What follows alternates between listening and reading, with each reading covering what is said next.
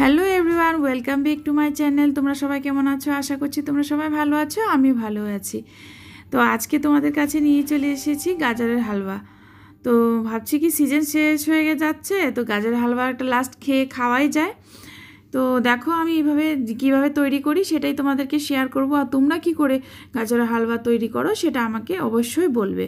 তো দেখো গাজরটা আমি 1 কেজি গাজর নিয়েছিলাম।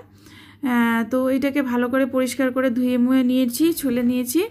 আর দেখো ছুলার পরে যতটুকু আর কি বেঁচে আছে আর কি, একটু নষ্ট নষ্ট ছিল, কালো ছিল, সেগুলো ফেলে দিয়েছি, ছিলকাটাও ফেলে দিয়েছি। আর এই যে দেখো এখন এই গ্রেটারের সাহায্যে আমি গ্রেট করে নিব। তো গ্রেট করে তোমাদের কাছে আবার ফিরে এসেছি, পুরো গ্রেটটা তোমাদেরকে দেখাচ্ছি না।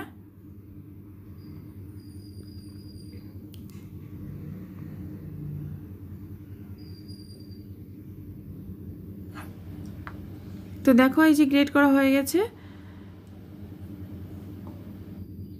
তো এখন কি করব, আমি কড়াইয়ের মধ্যে 2 চামচ ঘি দিয়ে দিয়েছি।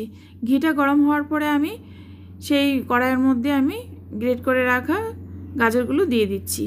গাজরটাকে একটু ভালো করে নেড়েচেড়ে ভালো করে একটু ফ্রাই করে তারপরের প্রসেসটাতে যাচ্ছি।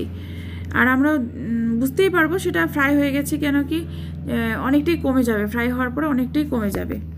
তো দেখো নাড়াচাড়া দিচ্ছি।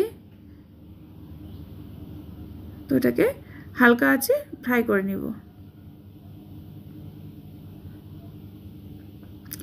তো ফ্রাই করতে করতে মনে হচ্ছে কি একটু ঘি কম হয়ে গেছিলো, তাই আরেক চামচ ঘি দিয়ে দিলাম উপর থেকে, দিয়ে আবার একটু নাড়াচাড়া করে আবার একটু ভেজে নেব এটাকে।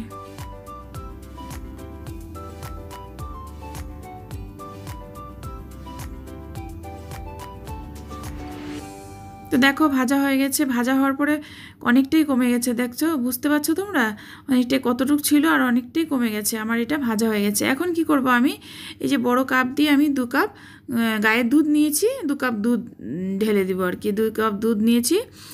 তো দেখো ওই যে দুধটা দিয়ে আমি একটু সময় জাল দিব, যেন গাজরটা সিদ্ধ হয়ে যায় ভালো করে। একটু নাড়াচাড়া দিয়ে একটু ফুটতে দিব আর কি।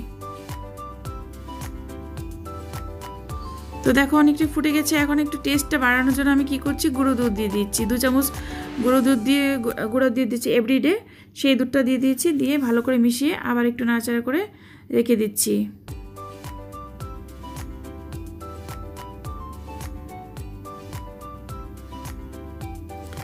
এইবার করব আমি কনডেন্স মিল্ক দিয়ে দিব। এই যে দেখো এটাতে একটু দিচ্ছি। এটা কিন্তু অনেকটা মিষ্টি হয়, এটার মিষ্টির পরিমাণটা বাড়াবে আর টেস্টের পরিমাণটাও অনেকটা বাড়াবে। তো কনডেন্স মিল্কটা দিয়ে দিয়েছি। দেখো তোমরা যে কোনো কিছু কনডেন্স মিল্ক কোম্পানির ইউজ করতে পারো, আমি এটাই ইউজ করছি। তো দেখো কনডেন্স মিল্ক দেওয়ার পরে আবার একটু নাড়াচাড়া করে মিশিয়ে দিচ্ছি।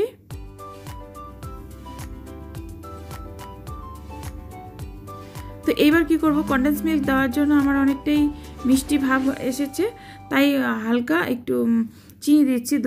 এই বাটিটার মধ্যে একটুখানি পরিমাণ মতো চিনি দিয়ে দিচ্ছি। চিনি দিয়ে আবার একটু নাড়াচাড়া করবো, যেন চিনিটাকে জল ছেড়ে দেয়, তো তাই আবার একটু নাড়াচাড়া করবো। অনেকটাই ড্রাই করব আর কি, সে এত ড্রাইও করব না, কেন আমরা একটু ড্রাই খেতে পছন্দ করি না, হালকা হালকা একটু গ্রেভি ভাবটা রাখবো আর কি। তোমরা চাইলে একটু বেশি ড্রাই করে রাখতে পারো, কিন্তু আমি ড্রাই করি না, আমি সাধারণত একটু গ্রেভি ভাবটাই রাখি আর কি। তো দেখো হয়ে গেছে। তারপরে আমি কি করেছি, 1 চামচ এলাচ গুঁড়ো দিয়ে দিয়েছি লাস্টে, যখন নামাবো তার আগে এলাচ গুঁড়োটা দিয়ে দিয়েছি। তো দেখো এলাচ গুঁড়োটা দিয়ে নাড়াচাড়া দিয়ে একটু ঢাকা দিয়ে রেখে দেব।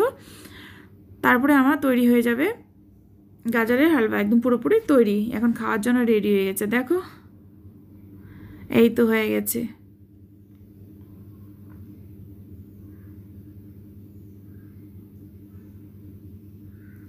তো এইবার আমি কি করবো, এই বাটিটার মধ্যে তুলে রাখবো।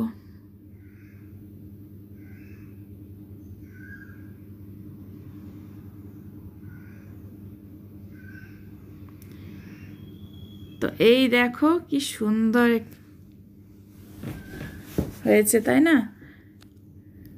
তো আমার গাজরের হালুয়া পুরোপুরি রেডি হয়ে গেছে। তো তোমরা ভিডিওটা দেখছো তার জন্য অনেক অনেক ধন্যবাদ। তো ফ্রেন্ডস, আমার এই রেসিপিটি তোমাদের কেমন লেগেছে আমাকে কমেন্টের মাধ্যমে অবশ্যই জানিও। আর আমার চ্যানেলটাকে সাবস্ক্রাইব করে দিও, আর ভিডিওটাকে লাইক আর শেয়ার করে দিও। ভিডিওটা দেখার জন্য অনেক অনেক ধন্যবাদ।